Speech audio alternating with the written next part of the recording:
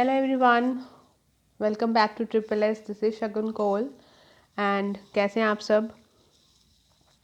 Last video में मैंने आपको कैन का यूज़ दिखाया था, मे का यूज़ दिखाया था, माइट का बताया था और 2 सेंटेंसेस भी दिए थे करने के लिए, तो उसको डिस्कस करते हैं।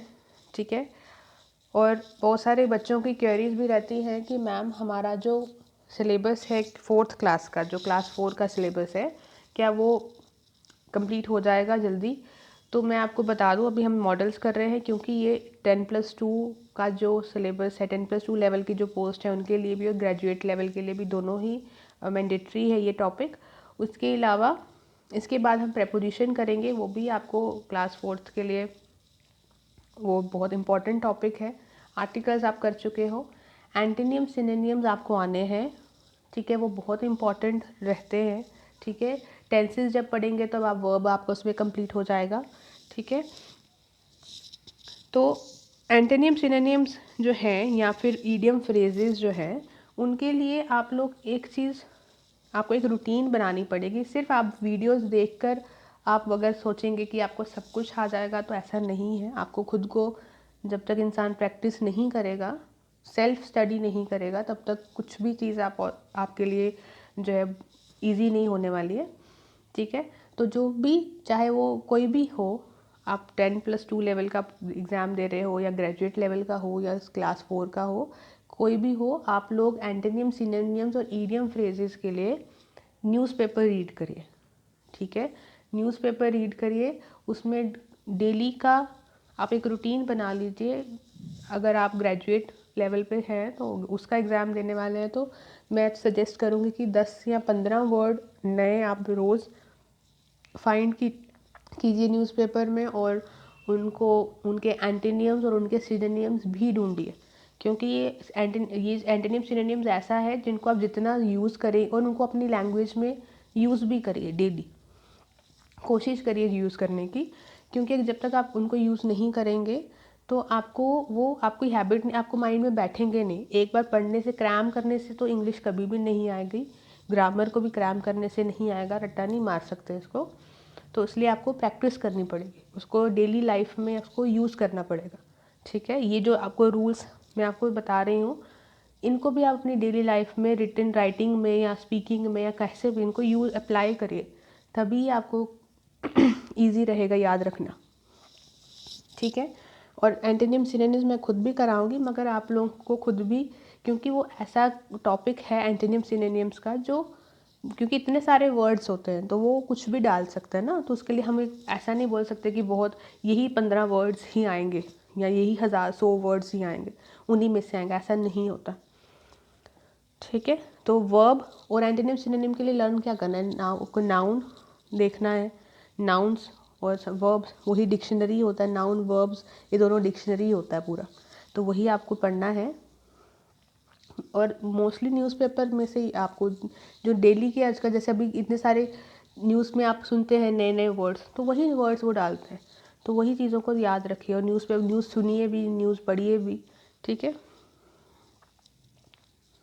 चलिए, तो लास्ट वीडियो में मैंने आपको 2 सेंटेंसेस दिए थे। We eat food so that we dash live, I obey my parents so that I dash prosper in my life. तो इनमें जो आंसर है वो है ये मैं, MAY में। ठीक है, अब ये मैं क्यों आएगा देखिए, ये जो सेंटेंस है, पहली बात, ये एक सिंगल क्लॉज नहीं है। सिंगल क्लॉज होती है जिसमें एक ही सब्जेक्ट होता है, एक ही वर्ब होता है, एक ही ऑब्जेक्ट होता है। मगर इस सेंटेंस में, ये जो हमने इस सेंटेंस में मे यूज़ किया है, पहली बात ये तो डबल क्लॉज है। डबल क्लॉज मतलब यहाँ पर देखो, ये सब्जेक्ट है, ये वर्ब है और फूड ऑब्जेक्ट है, फिर वी सब्जेक्ट है, मे वर्ब है और लिव ये कॉम्प्लीमेंट है, या ऑब्जेक्ट तो नहीं है, कॉम्प्लीमेंट है। ठीक है,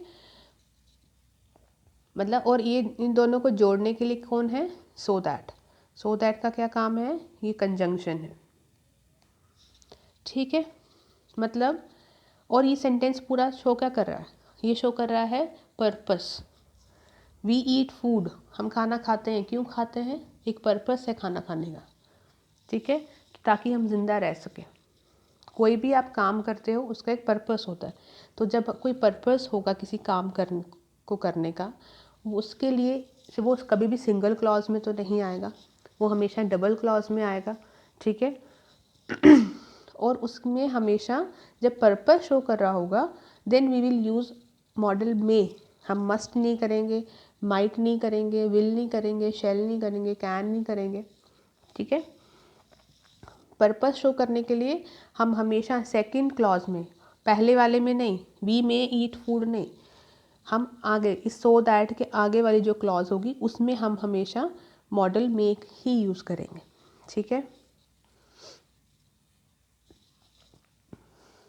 देखिए जैसे ये है, may is used with the sense of purpose. क्या है? पर्पस के लिए, ठीक है। स्ट्रक्चर वही जो मैंने आपको पीछे बताया, सब्जेक्ट यूज़ करते हैं, वर्ब है, ऑब्जेक्ट है, फिर बीच में कंजंक्शन, और कंजंक्शन हमेशा यही आएगी, सो दैट, ठीक है, सो दैट या इन ऑर्डर दैट, ठीक है, यही कंजंक्शन आएगी, कोई और कंजंक्शन भी नहीं आएगी जब भी हम पर्पस शो कर रहे होंगे सेंटेंस में। जैसे ये एग्जाम्पल में क्या लिखा है, शी स्टडीज़ हार्ड, वो बहुत अच्छे से पढ़ाई करती है ताकि so that she may get a job, ताकि उसको वो जॉब पा सके, उसको जॉब मिल सके, ठीक है। तो उसके जॉब स्टडी करने के पीछे, बहुत मेहनत करने के पीछे एक रीज़न है, एक पर्पस है, वो कुछ चाहती है अपने लाइफ में, है ना। तो जो भी आपका पर्पस होगा उस टाइम पे हम हमेशा मे का ही यूज़ करेंगे, और वो भी सेकेंड क्लॉज में। देखो जो ये कंजंक्शन है, कंजंक्शन के साथ वाला जो होता है ना, देखिए ये कंजंक्शन है, सो दैट, ताकि, इसका हिंदी में क्या मीनिंग निकलता है, ताकि, ठीक है।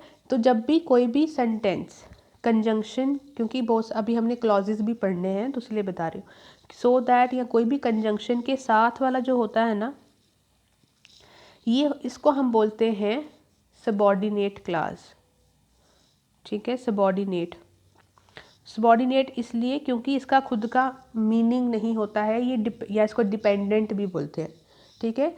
ये डिपेंडेंट होती है, so that we may get a job, ये अगर अकेला लिखेंगे इसका कोई मतलब नहीं होगा, ठीक है। तो ये डिपेंडेंट क्लॉज होती है, ये किस पे डिपेंड होती है, पहले वाले पे। अपना मीनिंग कंप्लीट करने के लिए dependent clause always need the main clause. ये जो है शी स्टडीज़ हार्ड, ये मेन क्लॉज है, ठीक है। तो दो क्लॉजेज होती है, मेन क्लॉज और सबऑर्डिनेट क्लॉज या डिपेंडेंट क्लॉज, ठीक है।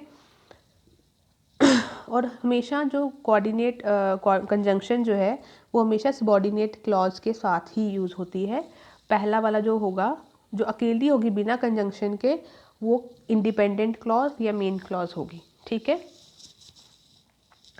और जब भी कहीं पे पर्पस शो किया हो तो वो क्लॉज अकेला कभी नहीं आता है, वो हमेशा डबल क्लॉज होती है, मेन क्लॉज और डिपेंडेंट क्लॉज दोनों, ठीक है। और पर्पस के लिए हम हमेशा मेक मॉडल का यूज़ करेंगे। चलिए अब हम शुरू करेंगे यूज़ ऑफ कुड। तो कुड का पहला यूज़ कहाँ पे होता है, could is use for making polite request और टेकिंग परमिशन। मैंने आपको लास्ट वीडियो में भी बताया था कि जो कुड है या वुड है, ये पोलाइटली जब आप बटरिंग कर रहे हैं, किसी को रिक्वेस्ट कर रहे हैं, परमिशन मांग रहे हैं, मगर बटरिंग करके, तब हम कुड का यूज़ कर रहे हैं, या फिर बहुत बहुत पोलाइटली बोल रहे हैं, प्लीज़ प्लीज़ करके आप कुछ काम करवा रहे हैं या कुछ रिक्वेस्ट कर रहे हैं, तब हम कुड का यूज़ करते हैं। जैसे यहाँ पे could you lend me 100 rupees please, ठीक है। कैन लगा देते तो थोड़ा रूड हो जाता, ठीक है। तो वुड लगाते, वुड और कुड का कोई डिफरेंस नहीं है रिक्वेस्ट के लिए, बस उसमें प्लीज़ वर्ड का डिफरेंस है।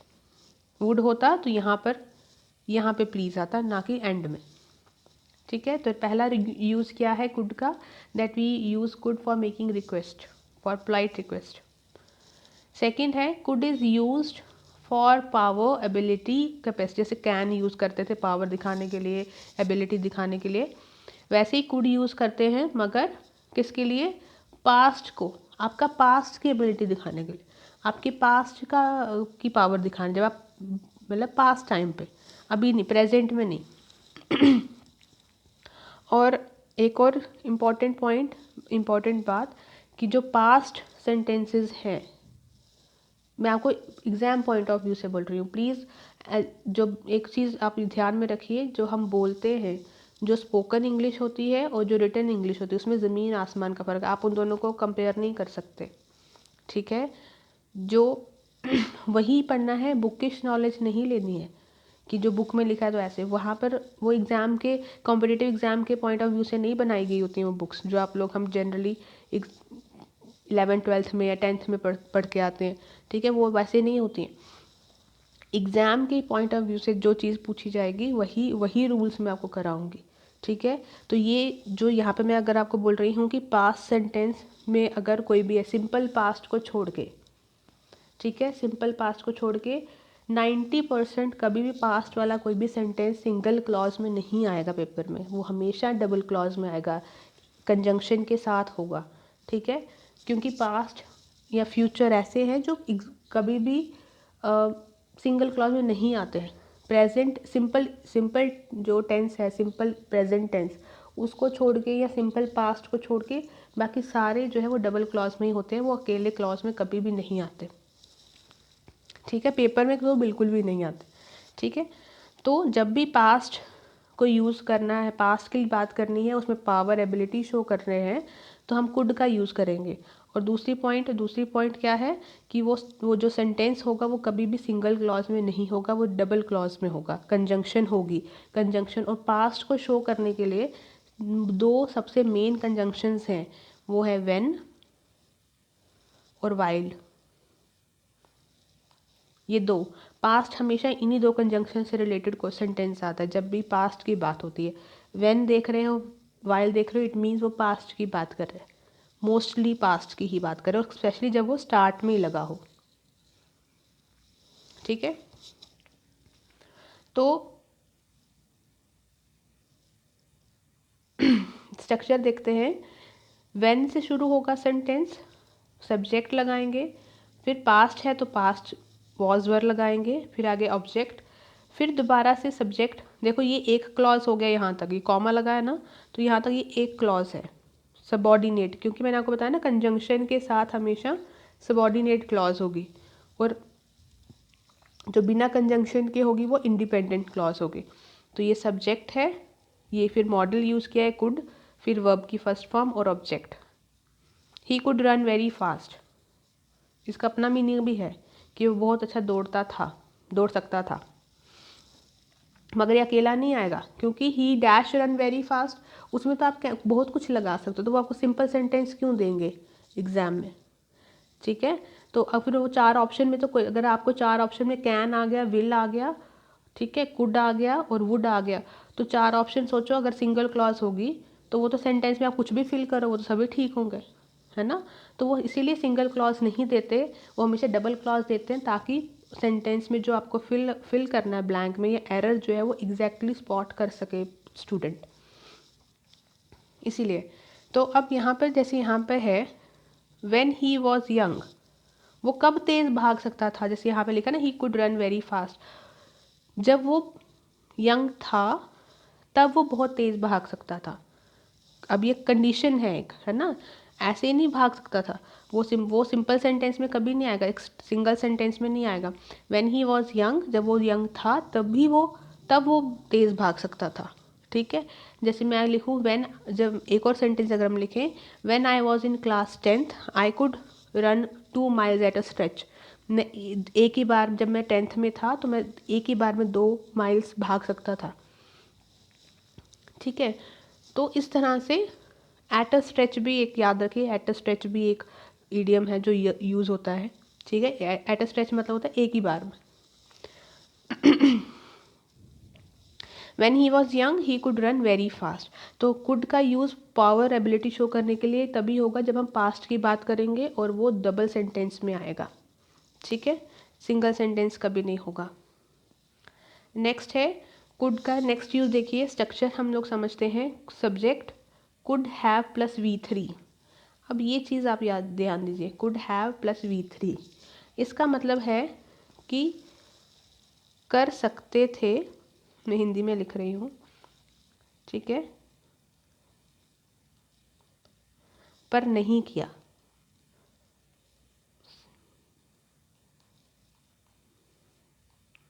मतलब जो काम आप कर सकते थे मगर नहीं किया, उसके लिए कुड हैव प्लस V3, ठीक है।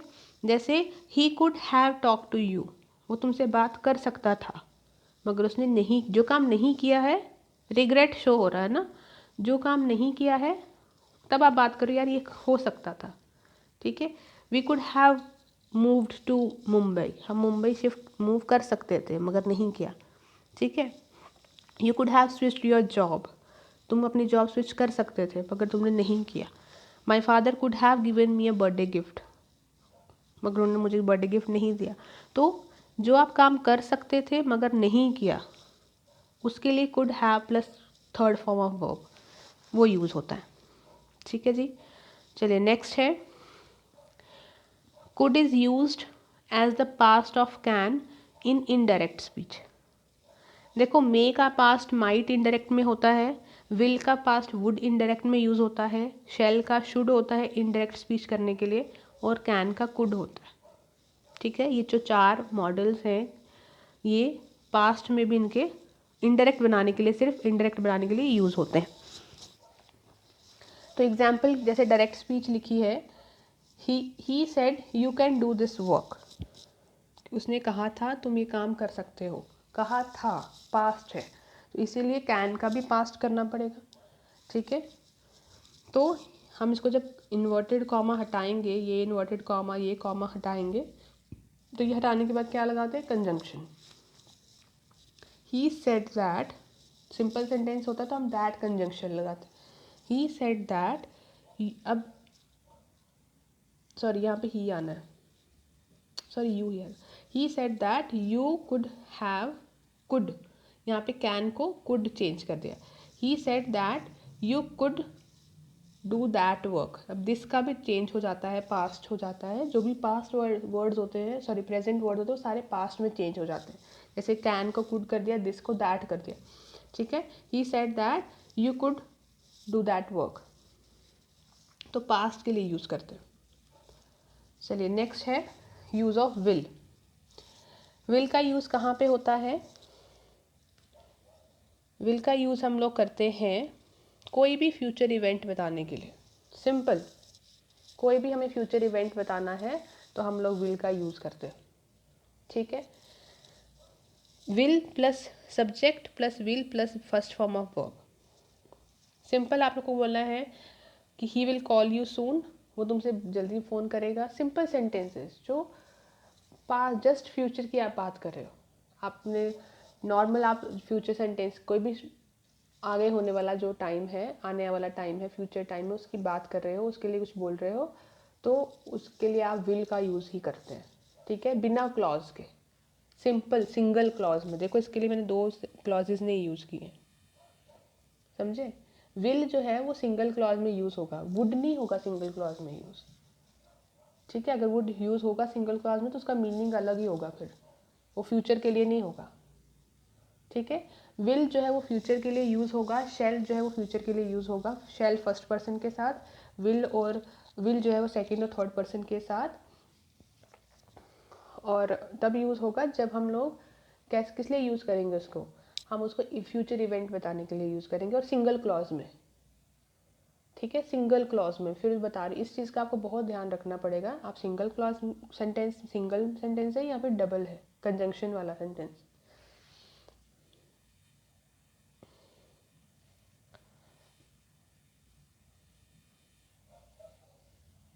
वेट अ मिनट,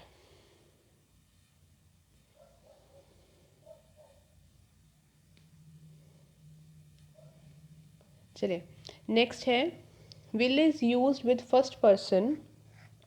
आई और वी के साथ जब हम विल यूज़ करते हैं, वो तब कब करते हैं, जब हम लोग सेंटेंस में बात कर रहे हैं थ्रेट की, ठीक है, जब हम सेंटेंस में प्रॉमिस कर रहे हैं कुछ, या हम अपना स्ट्रॉन्ग डिटर्मिनेशन शो कर रहे हैं, किसी चीज़ को लेकर हम बहुत मतलब डिटर्मिन्ड हैं, हमने एक पूरा दृढ़ निश्चय कर लिया है कि ये काम करेंगे करेंगे, तब, ठीक है। थ्रेट होगा, किसी को डरा रहे हैं या कुछ प्रॉमिस कर रहे हैं, तो उसके लिए हम लोग आई और वी के साथ विल यूज़ करते हैं, मगर सिंगल क्लॉज में फिर भी यूज़ नहीं करते। बोलने में तो नहीं, बोलने की बात नहीं कर रहे।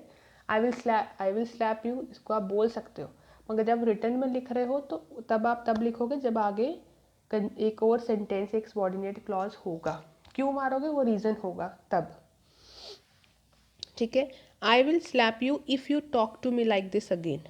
अगर तुम मुझसे दोबारा बात ऐसे करोगे फिर मैं तुम्हें मारूंगा। अगर सिंपल होगा आई डैश स्लैप यू, तो आप अगर कुछ नहीं दिया है, रीज़न नहीं दिया है, तो फिर आप शैल लगाएंगे। ये एग्ज़ाम के लिए बोल रही हूँ मैं, तो इस चीज़ को ध्यान रखिए। I will slap you if you talk to me like this. तो I will call you if I go to your go there.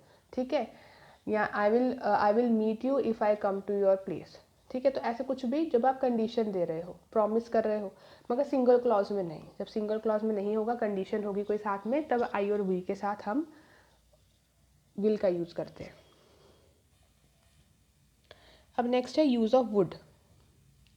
देखिए वुड का जो यूज़ है ना, ये बहुत इम्पॉर्टेंट है। मॉडल वुड जो है ये बहुत इम्पॉर्टेंट है एग्ज़ाम के लिए। ठीक है, क्योंकि इनसे बहुत क्वेश्चंस आते हैं, चाहे वो टेंसेस से रिलेटेड हो, चाहे वो मॉडल से रिलेटेड हो, तो इसमें या एरर हो या फिल इन द ब्लैंक्स हो, तो इसमें बहुत वुड जो है बहुत यूज़ होता है, और ये बहुत कन्फ्यूजन क्रिएट भी करता है कई बार, तो इसीलिए। Would is use for polite request and permission. जैसे हमने आपको पहले बताया था कि वुड यूज़ होता है पोलाइटली, आप रिक्वेस्ट कर रहे हो, पोलाइटली आप किसी से परमिशन मांग रहे हो, और वुड के साथ ही, सब्जेक्ट के साथ ही आप प्लीज़ वर्ड जो है वो यूज़ करते हैं। ठीक है, would you please lend me your book for one day. एक दिन के लिए क्या आप प्लीज़ मुझे अपनी बुक देंगे। ठीक है, तो यहाँ पर सिर्फ एरर क्या आएगा, या तो प्लीज़ इधर नहीं लिखा होगा, इधर लिखा होगा, ये आएगा। ठीक है, या फिर यहाँ पर वुड की जगह, यहाँ पे प्लीज़ लिखा होगा तो यहाँ पे वुड की जगह कुड लिखा होगा, ये गलती होगी अगर आपको एरर ढूंढना है तो। ठीक है, अगर आपको ब्लैंक होगा तो इधर प्लीज़ लिखा है तो इधर वुड का डैश होगा।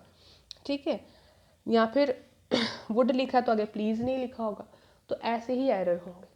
ठीक है, तो पहला यही है फॉर पोलाइट रिक्वेस्ट और परमिशन। अब ये जो है वुड लाइक टू, इसके क्वेश्चन भी बन जाते हैं, और इसका सेंटेंस नेगेटिव, इंटेरोगेटिव, एफर्मेटिव, सभी सेंटेंसेस में वुड लाइक टू इकट्ठा यूज़ होता है। जैसे यहाँ पे सबसे पहले सब्जेक्ट लगाएंगे, सब्जेक्ट के साथ वुड लाइक टू इकट्ठा। वुड लाइक टू मतलब क्या आप चाहोगे, कुछ आप करना, जैसे आपकी इच्छा जो है वो बताता है। फिर टू के साथ फर्स्ट फॉर्म ऑफ वर्ब। एक चीज़ और याद रखिए, टू के साथ हमेशा फर्स्ट फॉर्म ऑफ वर्ब ही आती है। ठीक है, और वो कभी वर्ब की तरह यूज़ नहीं होता है, वर्ब फर्स्ट फॉर्म होती है, मगर हम उसको यूज़ हमेशा एज ए नाउन ही करते हैं।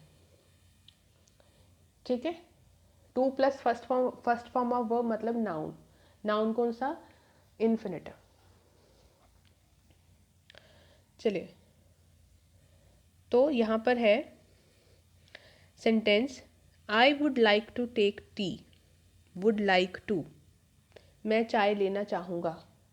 ठीक है, I would like to meet you tomorrow, मैं तुमसे कल मिलना चाहूँगा।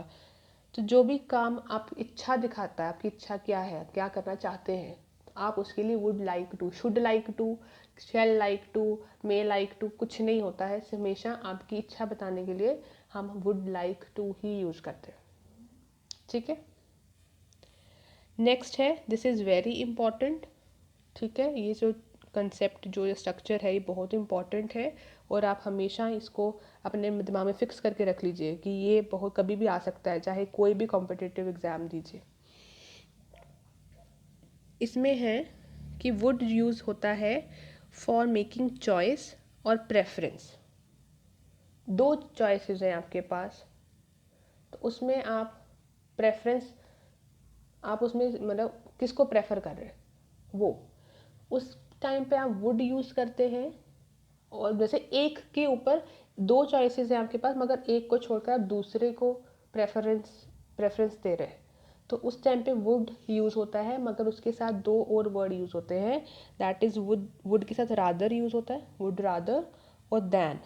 वुड रादर के साथ दैन कंजंक्शन ही आएगी, ठीक है। अगर ये यूज़ नहीं किया है, ब्लैंक आ रहा है, तो आपको हमेशा दैन ही लगाना है। नो सूनर के साथ भी दैन लगाना है, ठीक है। नो सूनर भी आता है बहुत बार, नो सूनर, उसके आगे भी ब्लैंक अगर कोई आएगा तो दैन ही आता है, ये भी याद रखिए, ठीक है। तो सब्जेक्ट फिर हम वुड रादर लगाएंगे, और वर्ब की फर्स्ट फॉर्म दैन, और आगे सेंटेंस कंप्लीट जो भी होगा वो। जैसे यहाँ पर है, I would rather die than marrying you.